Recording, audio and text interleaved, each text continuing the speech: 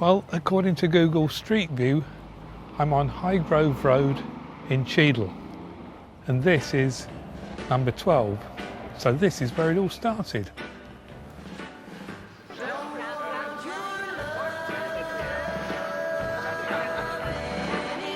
And to give it all a bit of historical context, that's the Everly Brothers with their current number one, Cathy's Clown, playing in the background at this, well, it's not really a party, is it? It's a gathering, an inaugural gathering of the great and good from this part of the world who have got an interest in cine.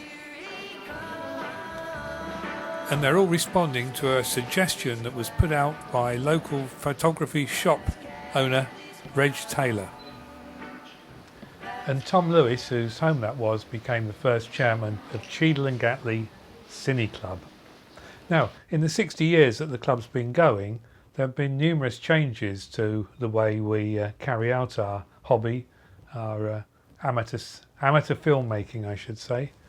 And I wanted to put together a little collection of films, hopefully to illustrate 6 phases over the 6 decades of the way we go about making films.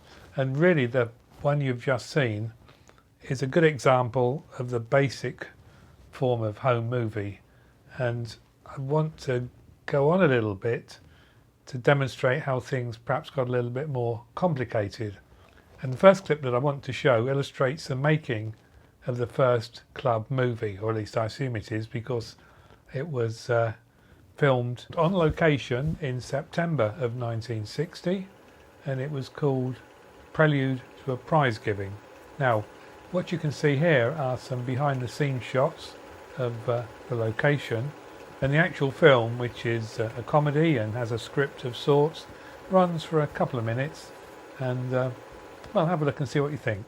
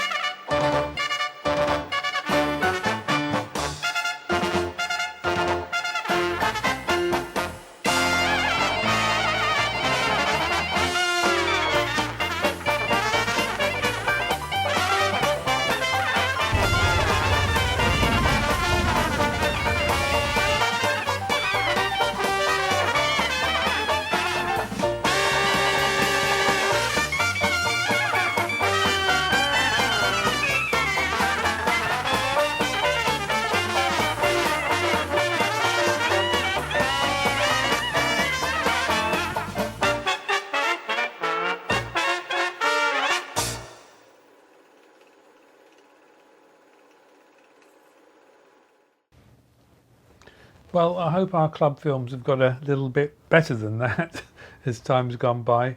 The technology has changed so much, hasn't it? It really was a difficult operation, an engineering operation to make films in those days. Everything was so much heavier and of course so much more expensive that retakes often weren't an option. So I think we can probably forgive them for some of their initial shortcomings. I want to go on now to another film because apart from live action there was also a big aspect of home filmmaking was to do with animation.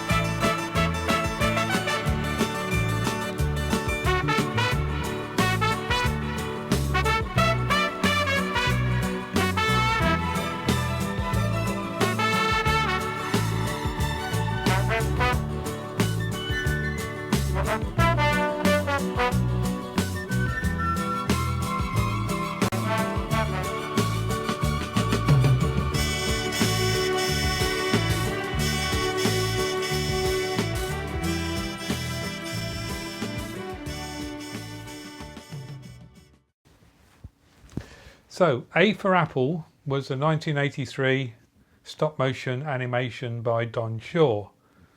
Very good in terms of technique, but it's so slow. I mean, I sped the pictures up by a factor of 4 just to make it, because I think you can appreciate the draftsmanship, but the pace of films in those days was much slower than we've come to expect nowadays. Now, a couple of years earlier, the club had celebrated its 20th anniversary, and I'm just looking at the programme now for 1980, and on June the 12th, they were still meeting on June the 12th in that year, and the final the final meeting is called Final Fuddle. So I wonder what on earth they were doing in those days. Just looking at the list of personalities. Don Shaw was chairman. Phil Guy was the publicity officer, my word. Annual subscription £4 a year. Now the next film I'm going to show you is a cine film. It probably comes under the general heading of being a holiday movie.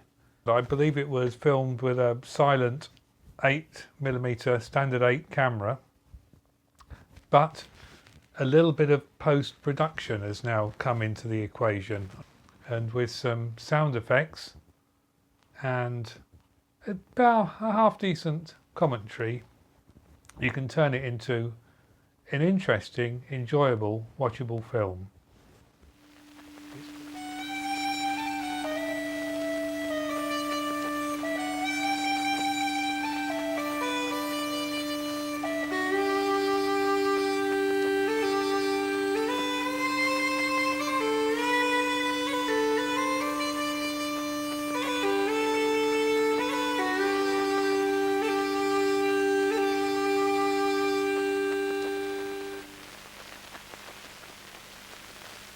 The only way to reach St Kilda is by one of the Scottish National Trust's chartered boats, which takes troops from Mallaig half a dozen times a year to work on the restoration of the old village on the island.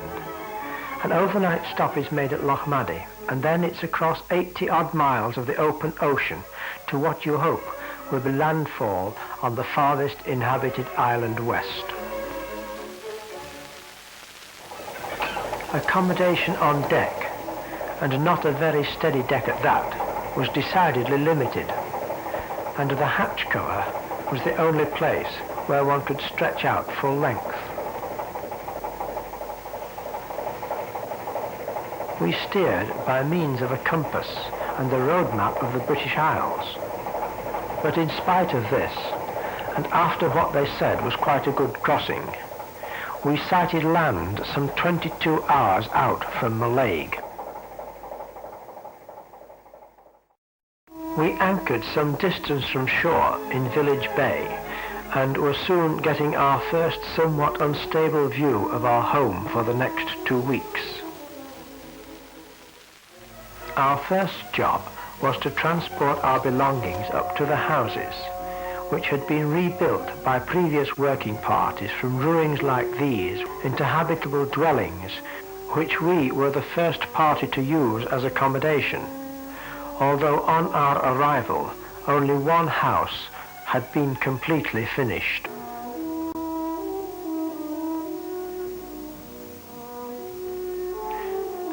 There were storm shutters to be built for all the windows, and a waterproof coating of tar to be put on all the roofs.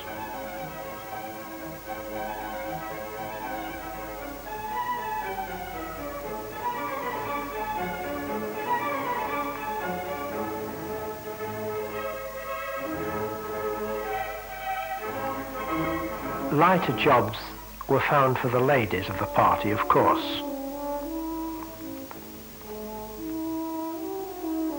And there was always a tea break to relieve the strain before work continued, often in a most unprofessional manner.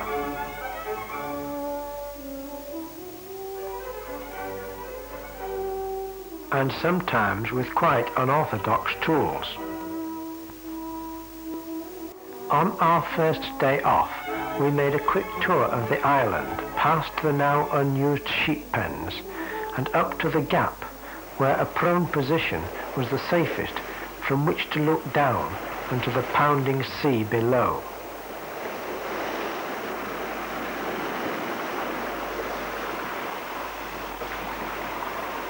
And northwards to Borroway and its stacks.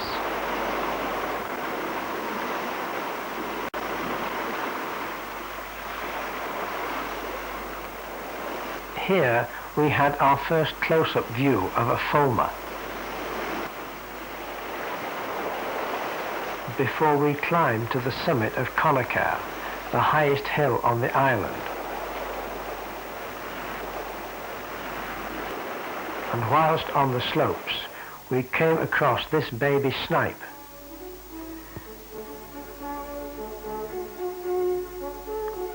Which we hoped would find its parents before the gulls attacked it.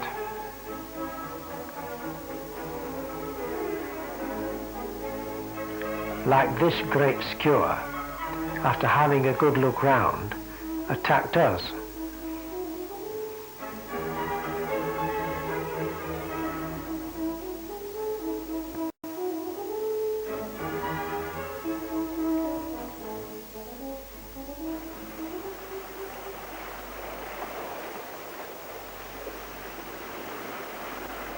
Having reached the coast once more, we made our way by a rather hazardous cliff path to this tunnel through a headland.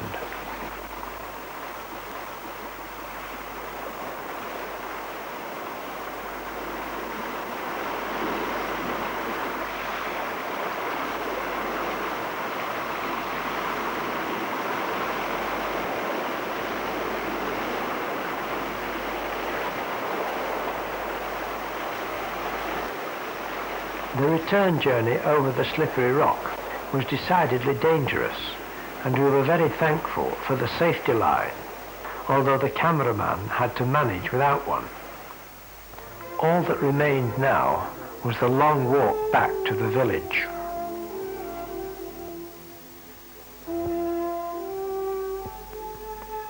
The village is really a single street built well above the shoreline and encircled on the landward side by a wall, originally intended to keep the sheep out of the village and away from the crops.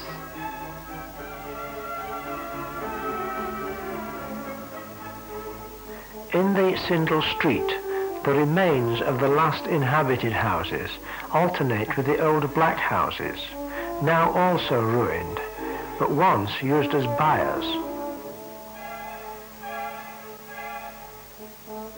A collection of their contents has been salvaged and is now kept in a small museum.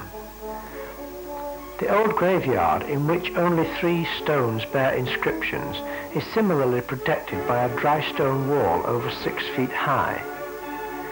But whether inside or outside the wall, the cleats are everywhere, all built to the same pattern. They stretch from the water's edge to the summit of the highest hillside.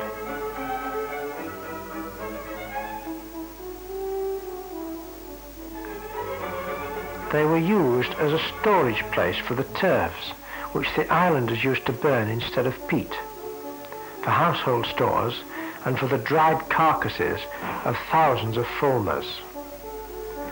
Some are quite small, others reaching over 20 feet in length. So long as they retain their high turf roof, they remain intact. But once this has gone, they soon fall into decay. This one was used as a shippen for the island bull and roofed with part of one of their old boats.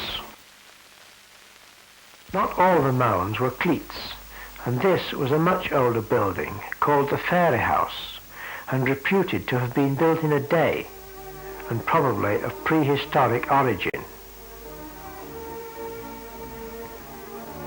Competing in quantity with the cleats, of which there have been estimated to be some 900, are the sheep, which are now free to roam over the whole island.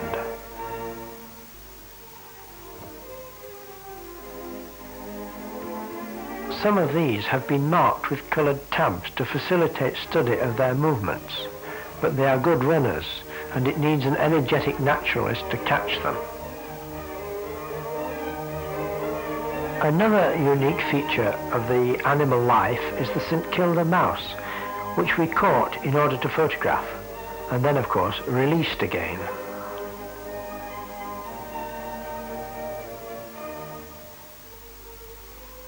The other more or less permanent occupants of the island are the army.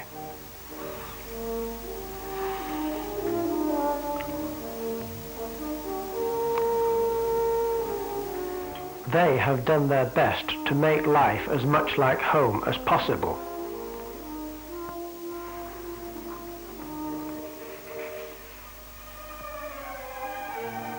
All this in spite of the fact that the total traffic on the island consists of 2 Land Rovers, a lorry and a recovery vehicle.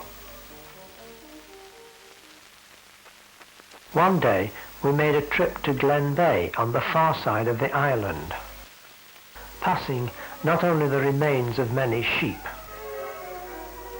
but also reminders of less happy days.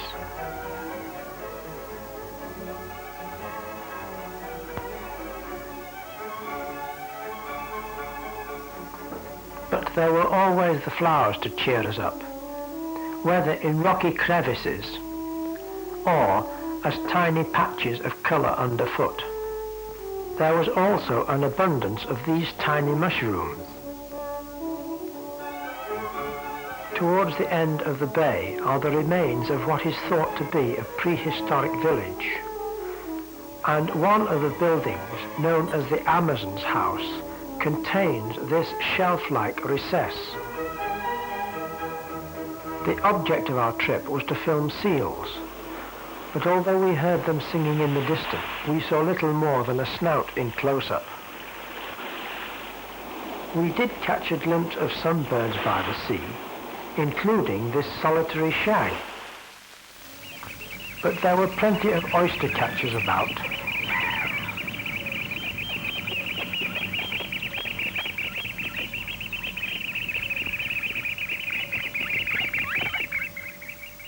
And on the cliffs some puffin, and even a couple of rather tatty starlings. Our return journey took us along the slopes of Ruhrval to within sight of Doon. Only a narrow strip of water, but almost impossible to cross.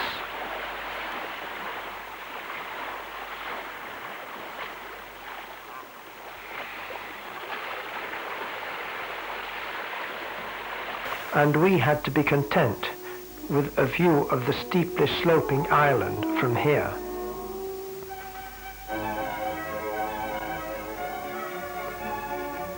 One day we found a young puffin, and that too had to be photographed before we returned it to its natural element.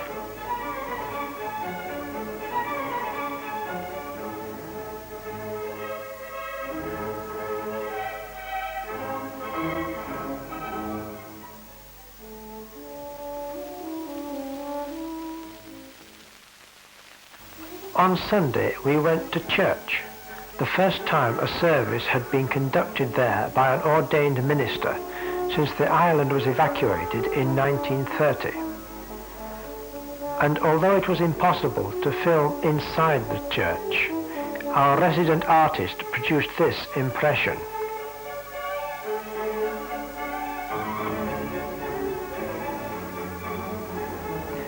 The service was followed by coffee in the officers' mess. Quite a luxurious place by St Kildan standards.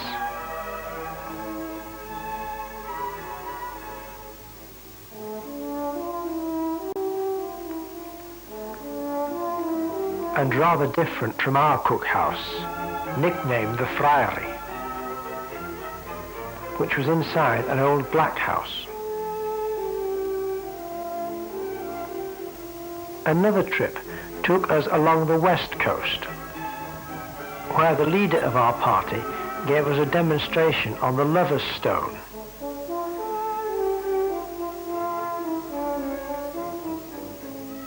Although other members were not so adventurous. Here again we came across fulmars in great numbers.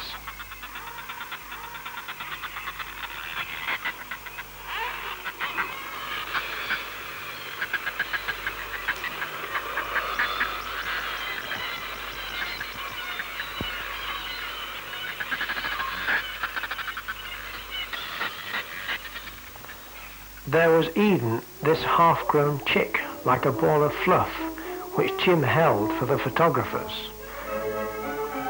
although he couldn't get near enough to this puffin to do the same.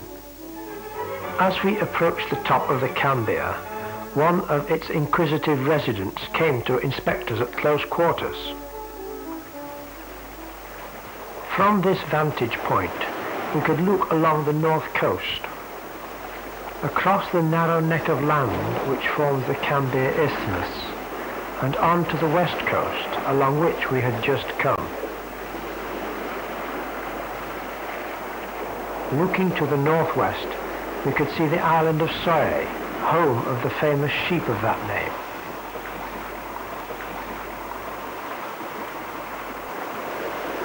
And see the narrow bridge of land which almost joins it to Herta.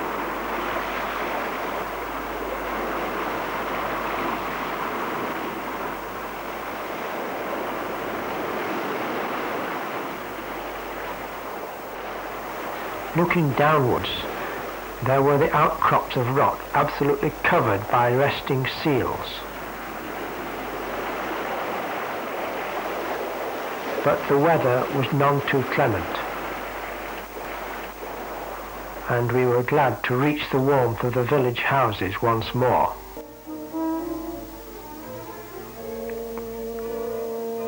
We used a card purchased in the army canteen and collected the island's own unique postmark.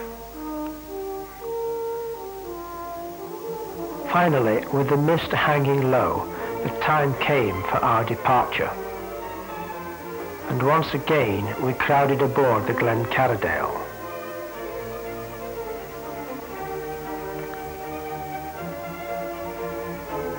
Watched by the army personnel and waved off by their captain. As we put to sea, we passed close by the towering cliffs of Doon and were able to see another passage invisible from the mainland. We left the shelter of Village Bay and approached the stacks of Lee and Armin off the coast of Borroway, and the sea began to show its paces.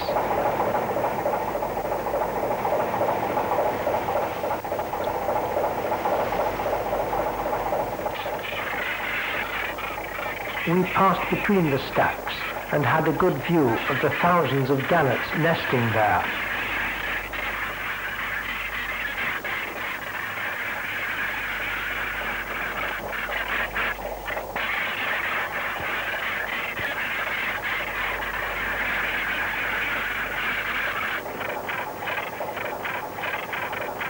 Finally, to a farewell from these graceful birds, we made for the open sea and Malayed once more.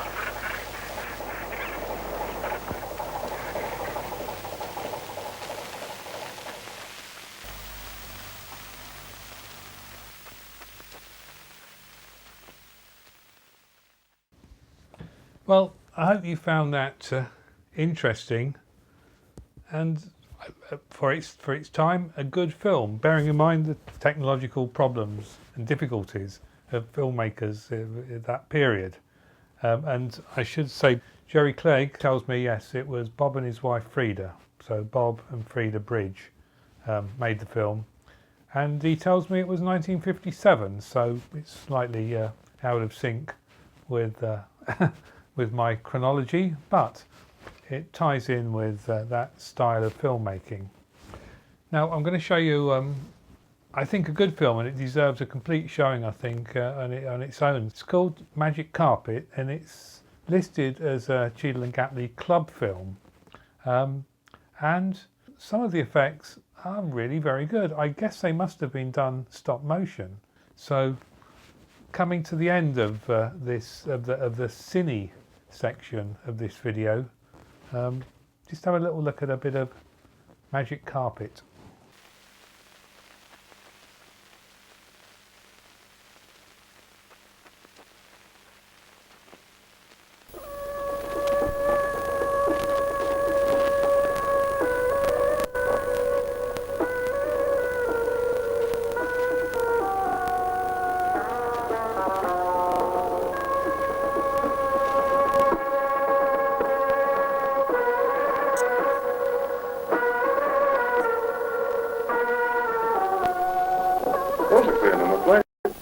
Yes, they're Arabic.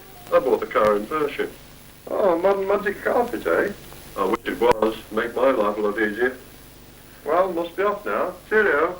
Cheerio. Salam. I am the car. What the?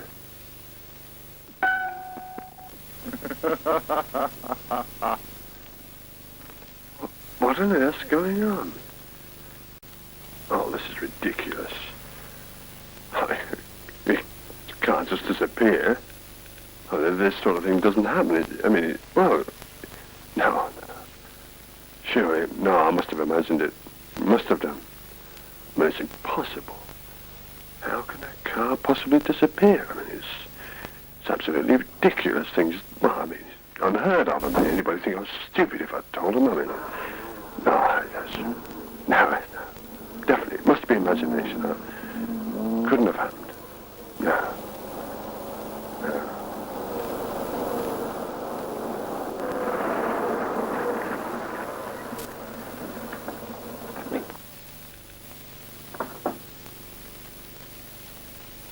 I must be dreaming. Did I open it? No.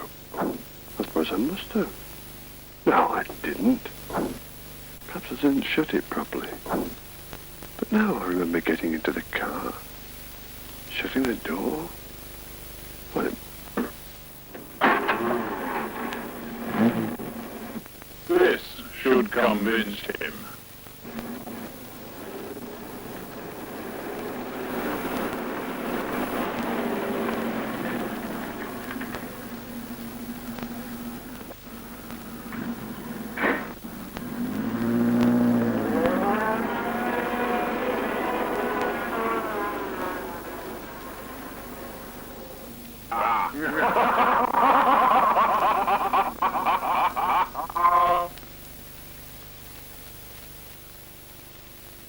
Here then. oh no. Not again. Oh, I don't mind a joke, but this is taking things a little too far.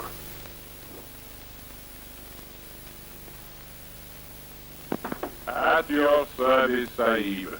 Enter. Home, Sahib? What? Yes, please.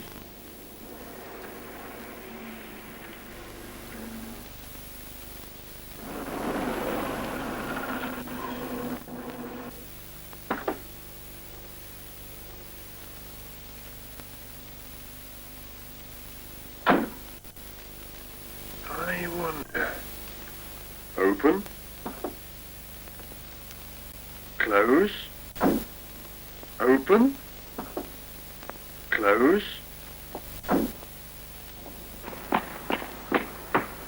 Darling.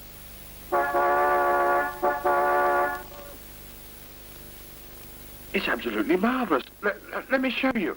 You watch. Open. Close. There you are. You have a go.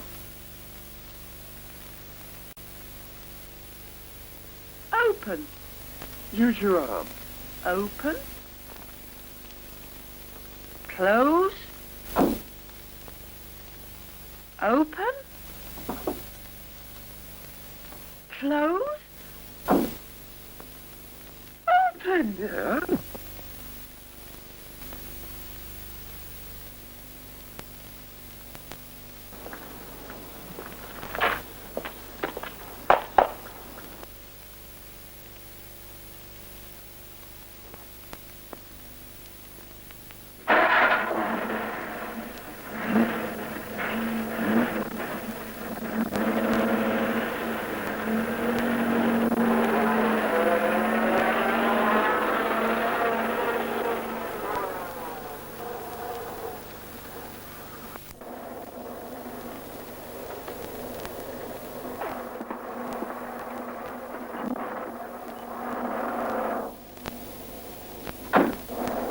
Take me to the office.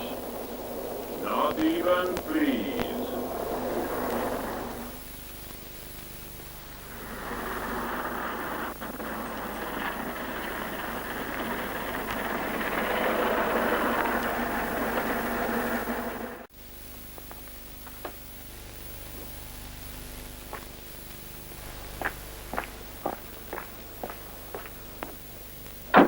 Away to the garage, you. Yeah. Only a week, and already he treats me like a slave.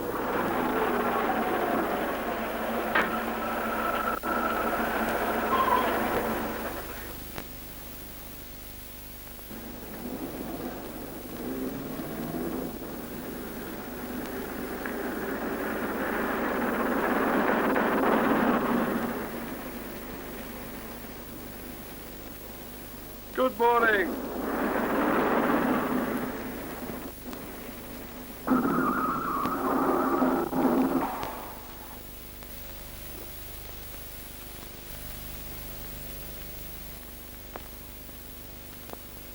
Wait there. He thinks I am a dog.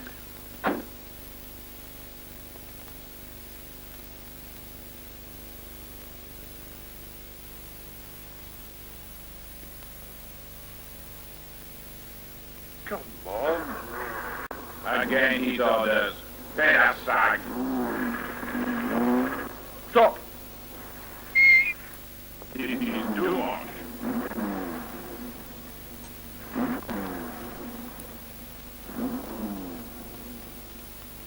Come on! That. I will teach this infidel a lesson.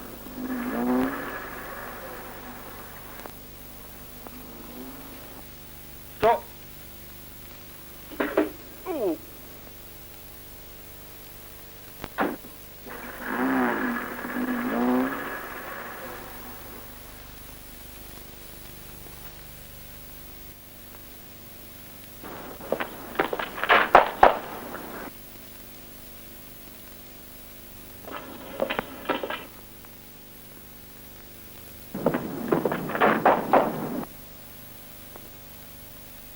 What is he playing at?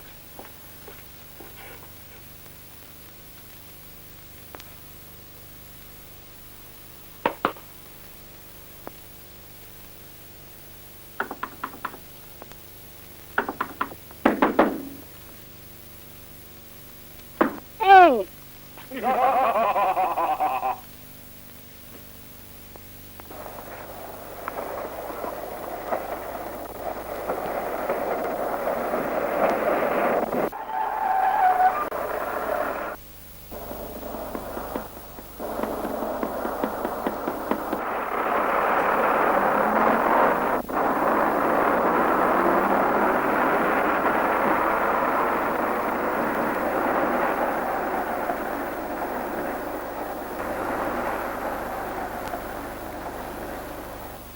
Relax by rail.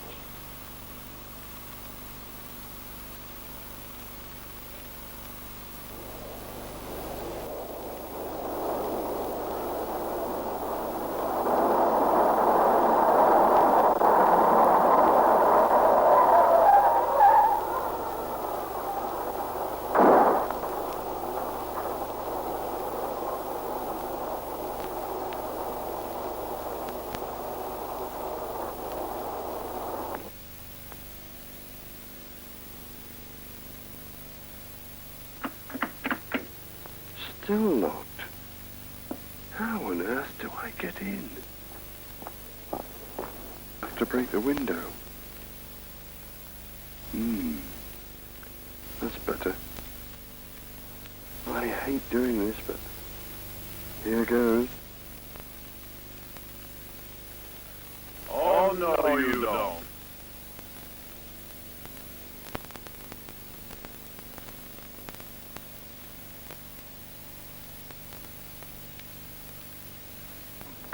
Now I will teach you your manners.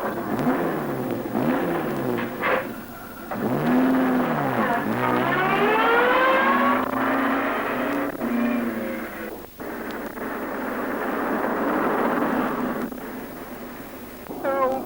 Oh, let me out! Help!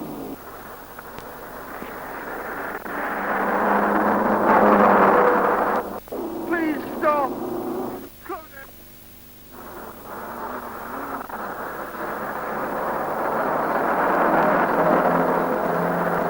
No! No! Please! Please! Oh, you can't do this to me! Help! Help! Oh!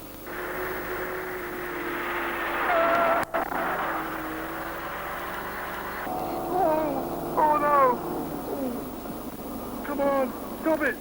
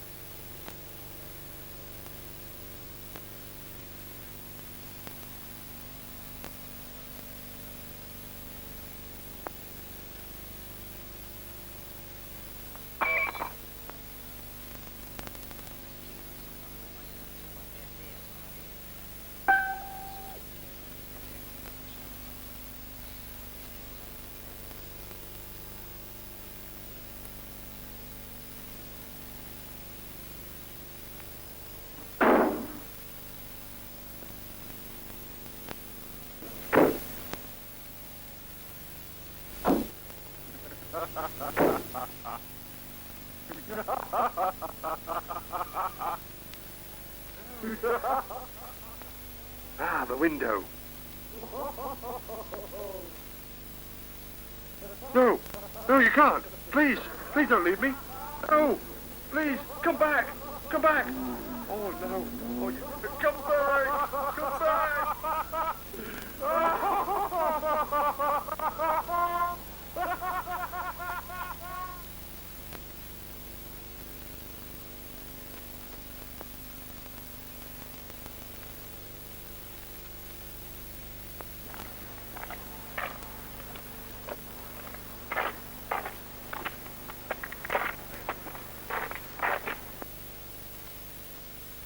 Oh no!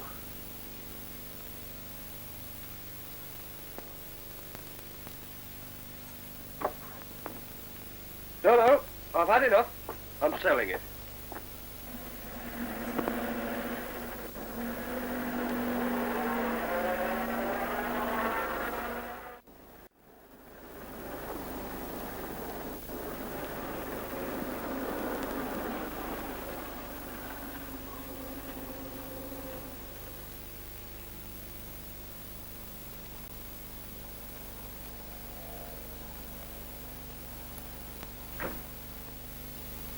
Good morning.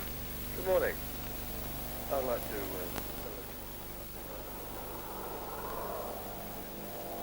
Well, I'm very interested. That's a very grand car, these. How long have you had it? Oh. Careful, yes. Oh, it's been a good car, isn't it? Hasn't done many miles. Let's have a look. Open up the box, will you? Yes, sir. Right. Yeah. Steering's not bad.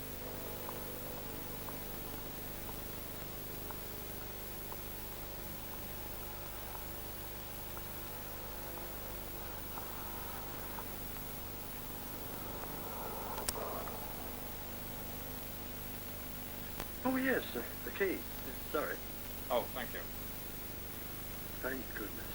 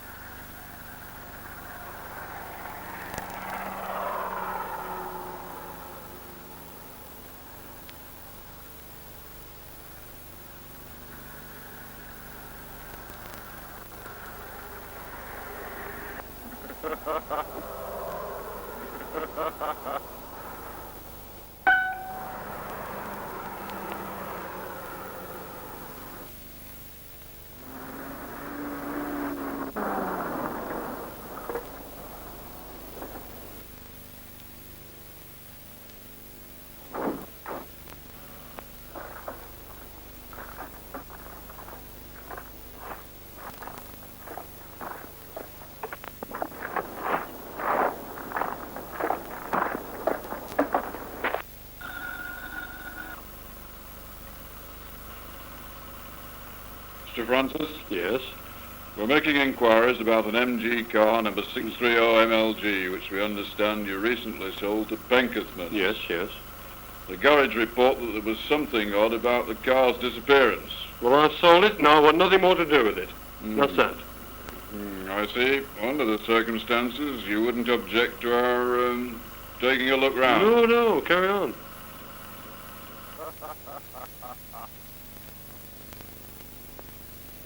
Oh, no.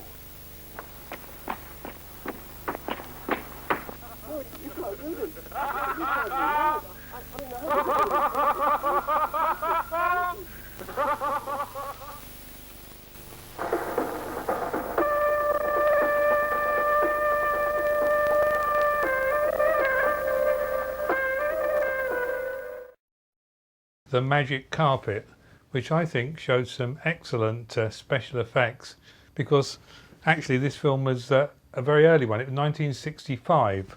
You see, it was made by 4 members of the club, and I noticed that E.G. Chatton actually gave a talk to the club that year, and it was all about how to put sound on tape and stripe. Indication of the complexities involved in putting together a film where you had, presumably, the sound mix would have had to have been done using a tape recorder, which would have been almost in sync with the pictures and then copied across onto the magnetic stripe on the film. So, I think for its day, that shows an excellent sort of quality of filmmaking, and I say special effects which I can't see how they did it, so brilliant. We'll now jump on. So in terms of the chronology of how I'm trying to do this, we ought to be at about the 1990s when the club's 30 years old, and here's a programme from that particular time, and I see that now where did I see it? Oh yes, there's a Desert Island Films, May of that year, and I think that had been appearing occasionally on the programme since 1980. But interesting, looking down the list of officers, I see the programme secretary was Sheila Andrew, and Bob Chanley was one of the committee members. So that, I think, concludes my look through some of the earlier cine productions made by members of the club. I'll give you a chance to take a break now, and when I resume in part 2, we'll look at 3 different eras of video production and see what I've chosen to show you after you've had a cuppa.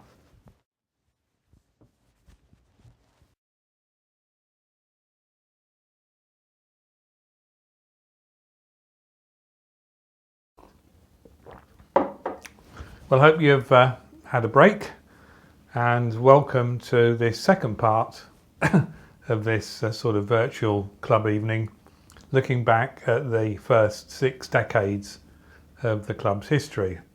And so I've divided it into 6 sections. We've had the first 3, sort of, which looked at cine techniques. And now, roughly speaking, I think it's true to say that from 1990s, the 2000s and the 2010s, those 3 decades are years of video. I don't think anybody's still seriously shooting on film. But wow, how video has changed over that period. 1990s was really when I got into the idea of amateur movie making, and the equipment then was brilliant, but the quality of the images was so poor compared with what we've got nowadays.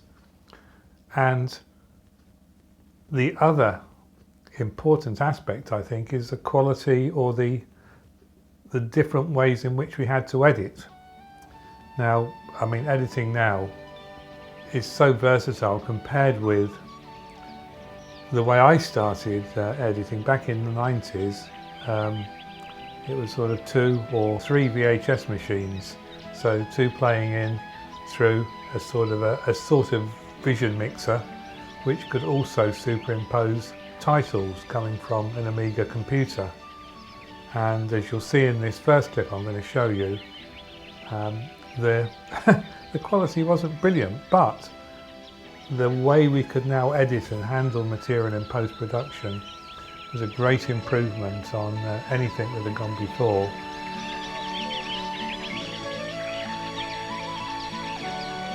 Well, there we have some rather chunky and clunky Amiga graphics, but well, at least you could put captions up on screen now.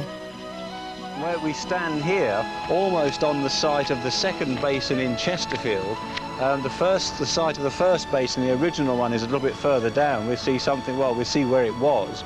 But when the railway was built through here in the 1890s, it severed the canal basin, the original canal basin, and they built a token canal basin here underneath what is now the car park of Trebor Bassett, the sweet factory, off the Rother here.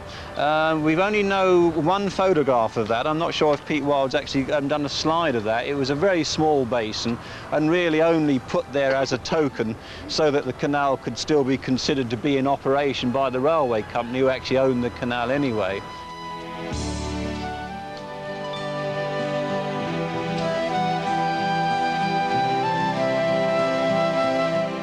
with that vision mixer it was possible to do split screen. So here we can see the reflection of the train going over the bridge, but I've taken the train away. And as you'll see, this wasn't a club film, but I thought if you're going to laugh at anybody's Amiga graphics, it probably ought to be mine.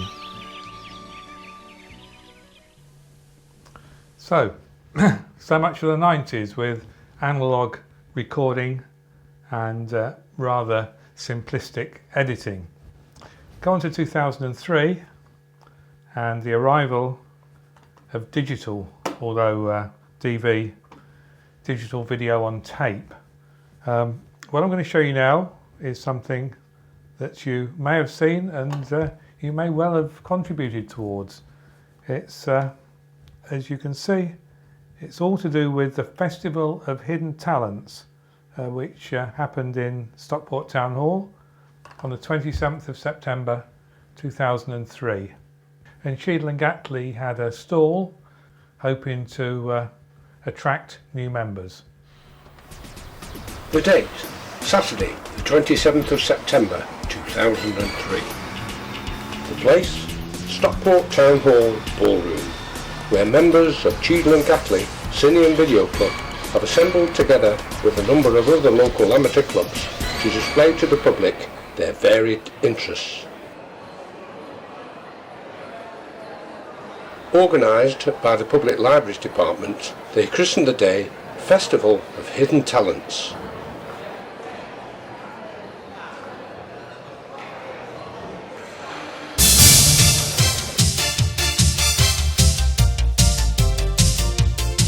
And so, a compilation of films from the era of Mini DV, which I presume was probably put together by Jerry Clegg.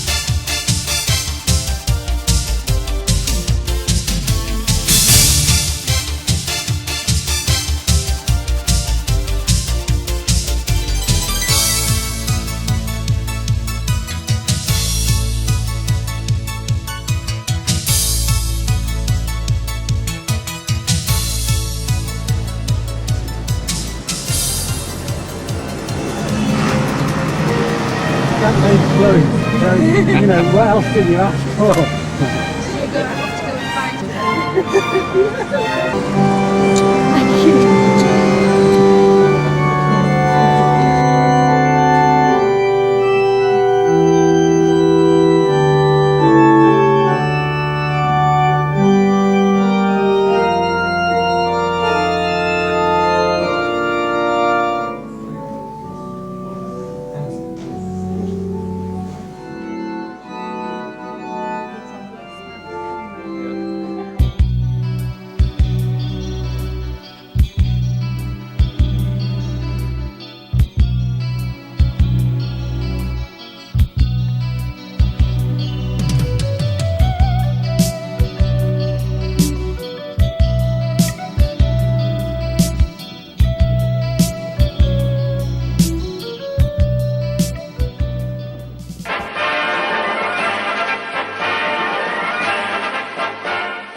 On a summer's day in 1934, a new class of engine, later christened the Jubilees, made their debut on the LMS. They became popular with enthusiasts and enginemen alike, and some were still in use when steam came to an end on Britain's railways over a generation later. It had a disparate collection of locomotives, many of which had been designed for specific routes. Drastic rationalisation was needed, and although many changes were made, it was not until the arrival of William Arthur Stanier as the new Chief Mechanical Engineer in 1932 that significant progress was achieved. 4 members of the class have survived into today's preservation age. Cola Per has been restored and operates at the Tyseley Steam Museum in Birmingham. Leander was rescued from a scrapyard in Barry in South Wales. Galatea has not been so lucky. She was also rescued from the Barry scrapyard, but following a derailment there, parts of her driving wheels were cut off. Bahamas was bought by an enthusiast society in Stockport who raised funds for her restoration. But with the end of steam on Britain's railways, all private locomotives were banned from using the main line, and Bahamas was confined to a steam preservation centre at Dinting near Gloucester.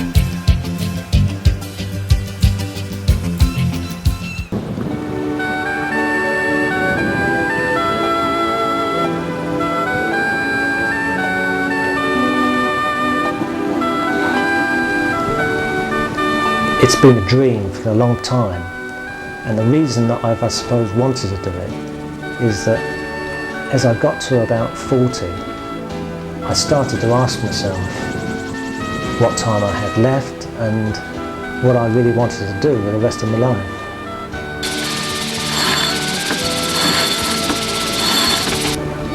The last thing I wanted to do was to wake up one day in a hospital bed at 70 years of age thinking, I nearly built a 40-foot boat and went blue water cruising, but, well, I just didn't seem to get the time to do it.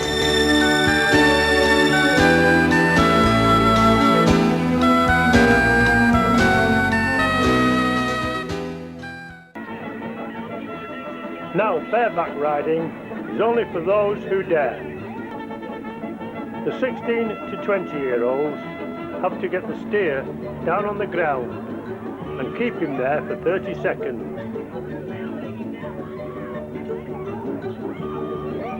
That's the steer, not the lads.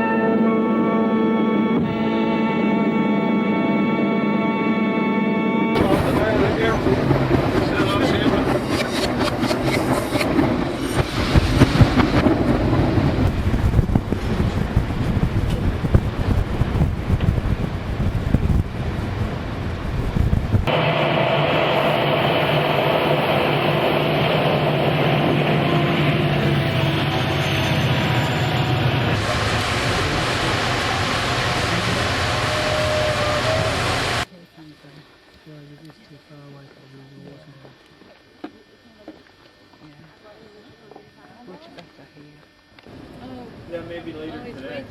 He's waiting for some food. She's trying to get... Because I need more. I'm just... You've been around here quite a bit lately.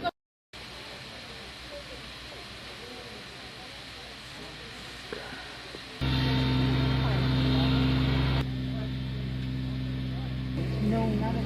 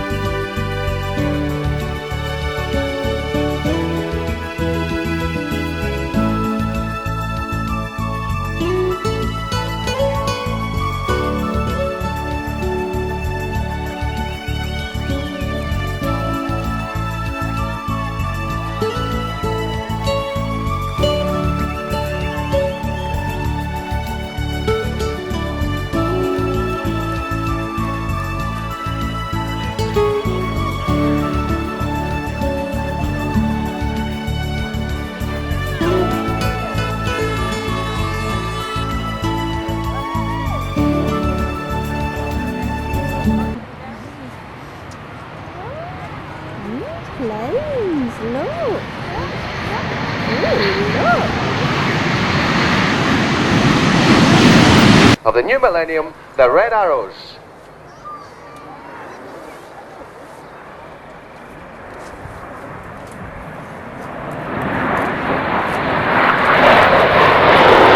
Reversing the turn now as he brings the formation back, this time for the Big Vixen bend.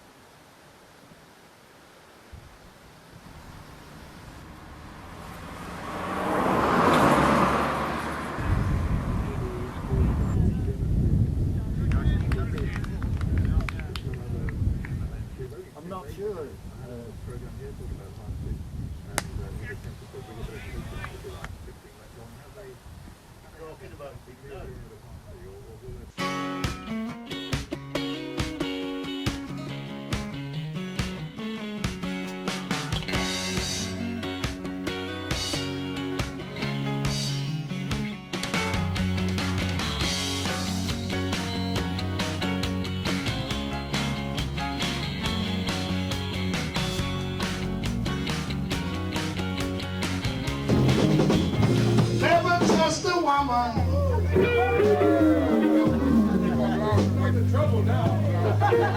until she's dead indeed.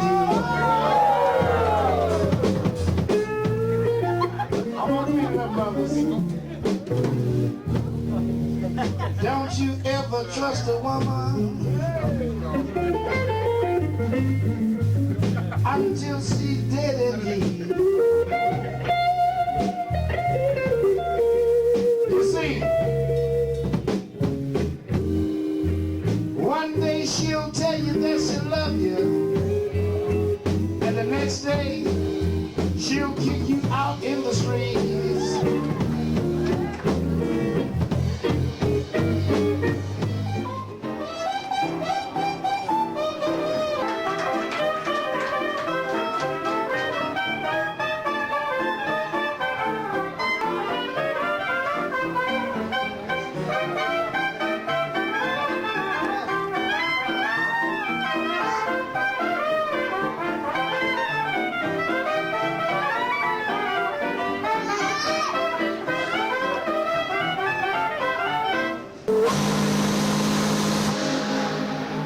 Post-war, Manchester Corporation regained full control of the airport. The now warfare-redundant Douglas DC-3 Dakotas converted to civil flying and were soon winging scheduled and charter flights to Jersey, the Isle of Man and Amsterdam. The past 50 years have seen many changes. A restaurant with silver service has, alas, been superseded by a speedier, less glamorous experience. The terminal building in 1938 processed just over 500 passengers per month. Now that number will check in onto just one fully loaded 747.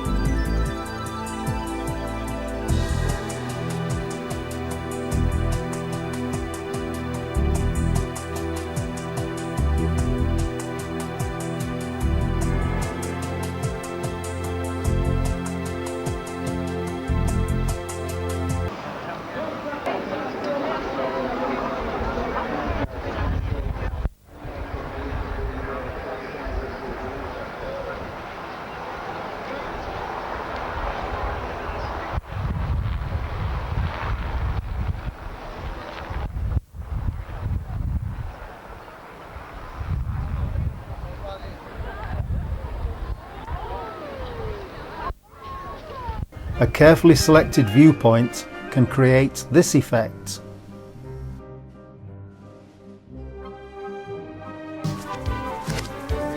I had never experienced such reversals of fortune before.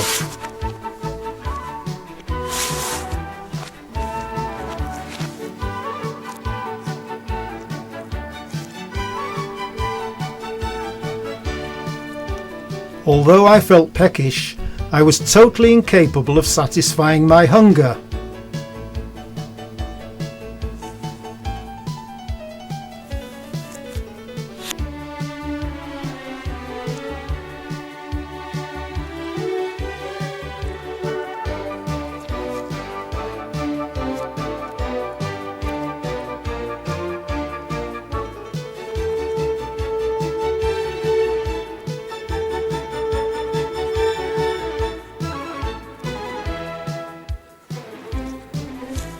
And a drink of Ribena was equally ineffectual.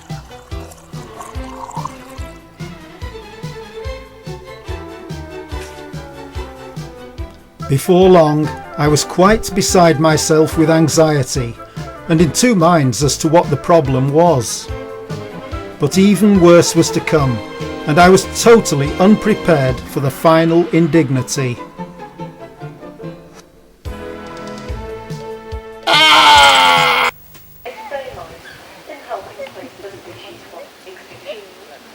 If any of you've got orangutan questions you'd like to ask, a reminder my name is Sarah. I'll stay well with you for another 10 minutes or so before I depart for my next venue, which will be with the Echo Parakeets at 12 o'clock.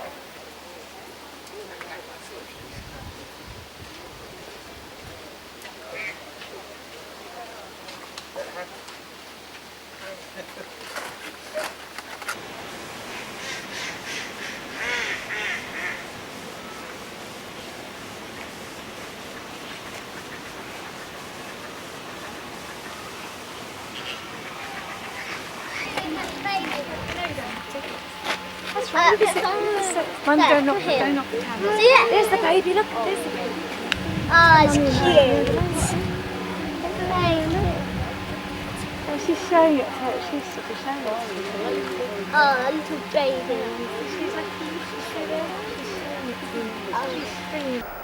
The display opened with the inimitable Red Arrows, who in those days flew their immaculate routines in tiny Nat trainer aircraft. The show included veteran aircraft.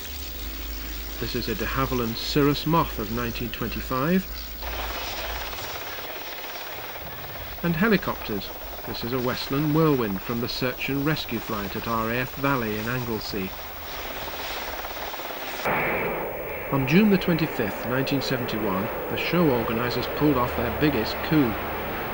They persuaded British Aerospace to fly the Concorde prototype 002 from Fairford to display at Woodford. The enormous crowd who turned up to see Concorde also witnessed their first demonstration of the then new Harrier vertical takeoff fighter bomber. As usual, there was a full turnout by the Battle of Britain memorial flight. This impressive takeoff of the Handley Page Victor, newly converted from bomber to tanker.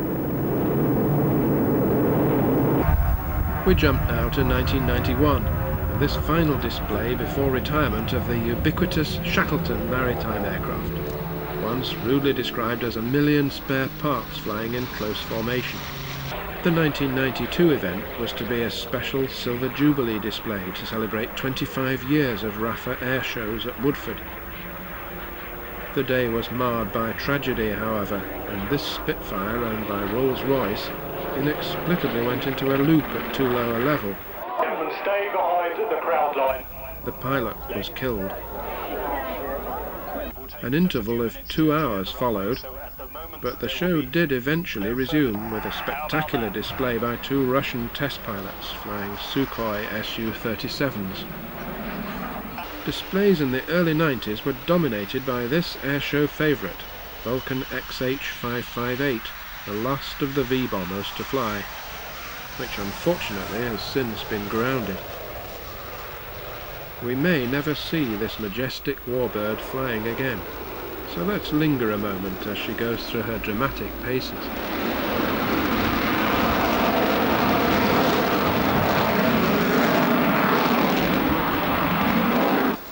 Torrential rain almost washed out the 1997 event, but an unexpected performer was this American Northrop B-1B strategic bomber. This 4-engined afterburning giant has swing wings and twice the speed of sound performance. Through rain and shine and even tragedy, the show has always gone on. Who can say what aeronautical marvels will thrill the crowds here at Woodford in the next 30 years? Since this film was made, BAE Systems have withdrawn permission for future displays to be held at the airfield. The Woodford Air Show is consigned to history.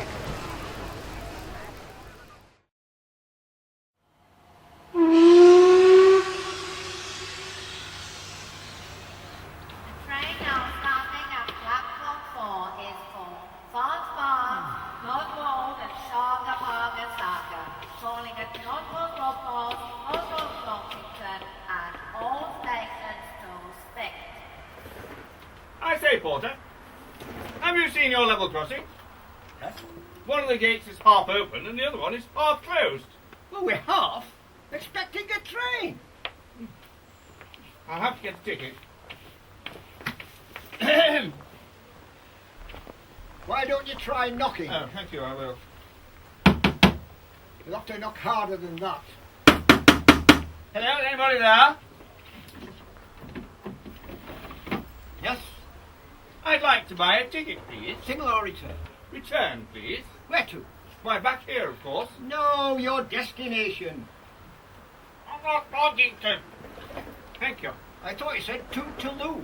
Tootaloo? Cheerio. Tickets, please. What? Tickets, please. I've got to stop your ticket. I think I'll get a newspaper.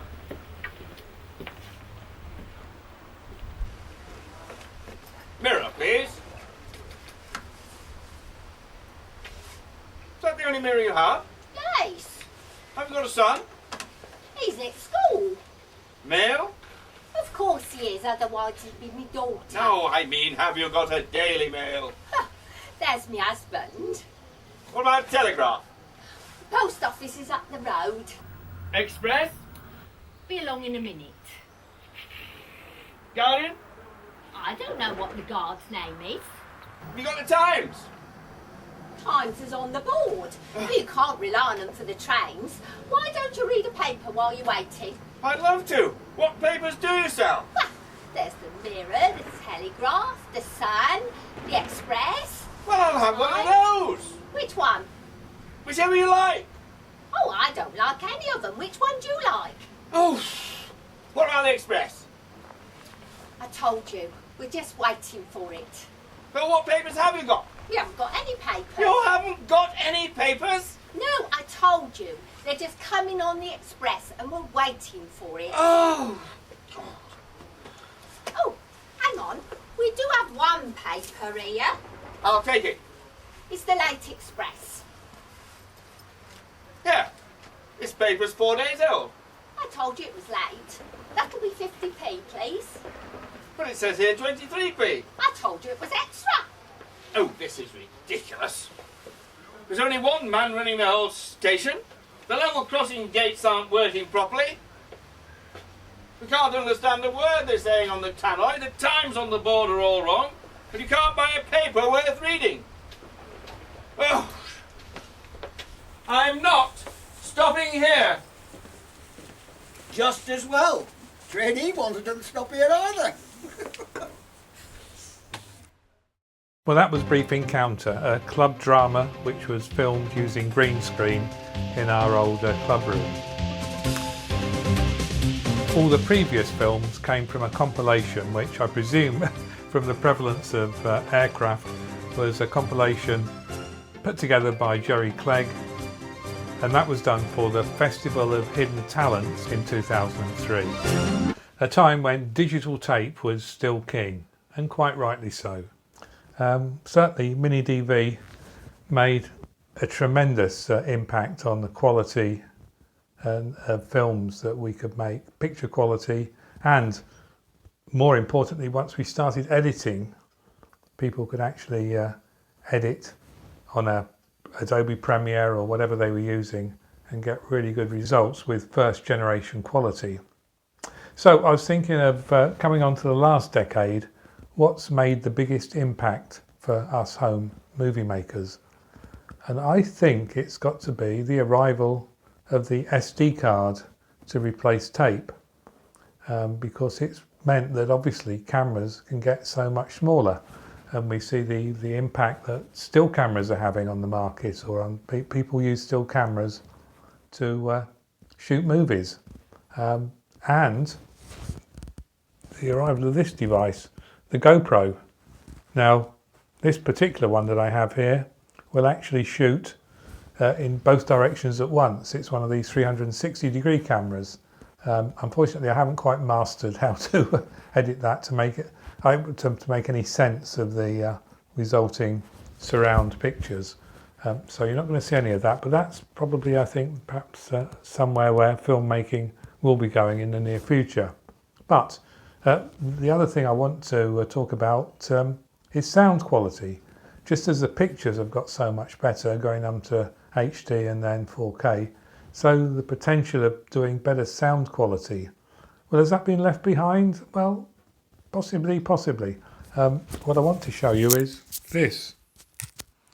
As you probably heard then, from the handling noise, all the sound that I've recorded on both the first half and the second half have been recorded on my mobile phone, and then just copied it off onto the timeline and edited it along with the pictures. So yeah, I mean, radio mics aren't that expensive anymore.